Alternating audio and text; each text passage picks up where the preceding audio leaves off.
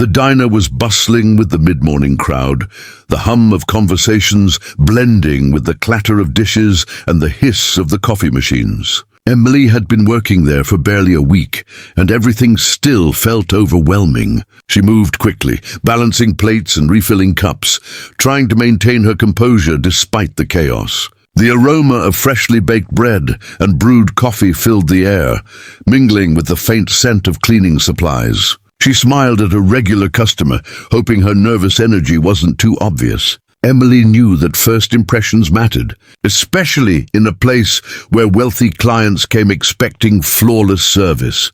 Just as she was taking an order from a table in the corner, a sharply dressed man entered, his presence commanding attention. His tailored navy suit and polished shoes suggested someone of influence and importance. Heads subtly turned, conversations softened, and a few employees straightened, sensing his authority. He had a confident stride, eyes scanning the room with a subtle, calculating intensity, as though measuring the worth of everyone around him. Emily felt a jolt of nervousness. Something about him made her uneasy. She adjusted her apron and tried to keep her focus on the table in front of her, reminding herself that professionalism meant maintaining composure under pressure. As she approached the man's table to take his order, Emily's nerves caused her hand to tremble slightly. She fumbled with the coffee pot, spilling a small amount onto the polished surface of the table. The sharp aroma of hot coffee filled the immediate area, mingling with the tension. The man's eyes narrowed, his jaw tightening as he assessed the situation. "Watch it," he snapped, his voice cutting through the background noise like a knife. Emily felt her face flush with embarrassment. She stammered an apology, feeling the weight of judgment from both him and the few patrons who had glanced over. Instead of accepting her apology, he leaned back in his chair and let out a short, cold laugh. "You think this is funny?" he said, his tone dripping with authority and derision. Then, in a moment that made her stomach churn, he added, "Crawl over here like a dog, now." Emily's breath caught in her throat, and her eyes widened in shock. She felt frozen, torn between the instinct to resist and the fear of losing her job. Around her, the diner seemed to blur as she processed the absurdity and cruelty of the command. Emily hesitated, glancing at her co-workers, hoping for some support or intervention, but all eyes were averted. It was as if no one dared challenge him. She could hear the soft hum of the coffee machine, the clatter of dishes, and the faint buzz of idle conversation, all continuing as if nothing extraordinary were happening. The sense of isolation intensified her anxiety, yet she realized that complying might be the only immediate way to defuse the situation without making it worse. Slowly, she lowered herself to the floor, heart pounding, every second stretching like an eternity. As she crawled toward him, the polished tiles cold beneath her hands, Emily's mind raced. She remembered the safety training and the warnings about difficult customers, but this was beyond ordinary rudeness. This was humiliation on a level she hadn't imagined possible in a professional setting.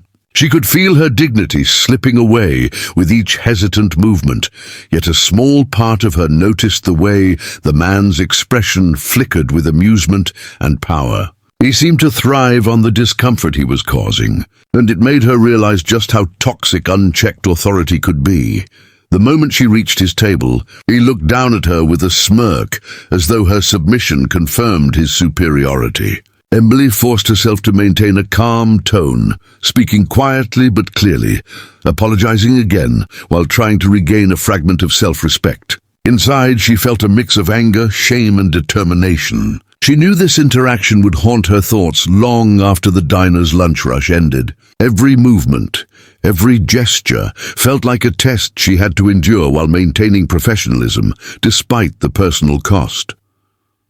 As the situation unfolded, Emily's phone vibrated subtly in her pocket. She had been keeping it on silent, but instinctively she knew it was time to act. Her fingers brushed the device, initiating a discreet recording. She continued crawling, her movements deliberate, ensuring the entire incident was captured without drawing attention. Her heart raced with both fear and a quiet sense of rebellion. She realized that even in her powerless state, she retained some control through this action. If anyone doubted her experience, there would now be undeniable proof. After a tense few moments, the man finally gestured for her to stand. Emily rose slowly, every muscle in her body tense from both humiliation and relief.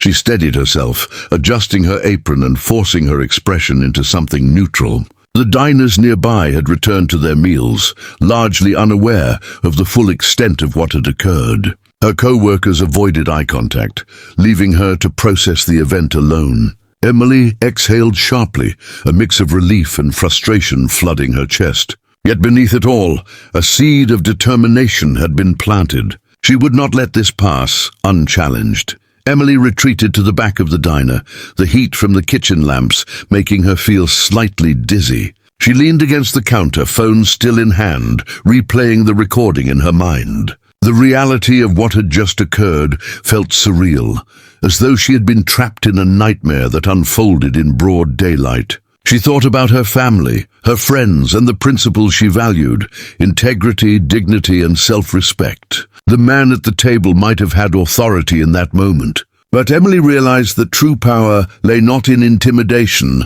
but in courage and resourcefulness. By the time her shift ended, Emily had carefully saved the recording, ensuring it was secure. The experience left her shaken, but also strangely empowered. She had endured a level of humiliation she hadn't anticipated, yet had retained a measure of agency by documenting it. Walking home through the busy streets of Manhattan, she felt a mixture of anxiety and resolve. She knew the next steps would require careful planning and courage.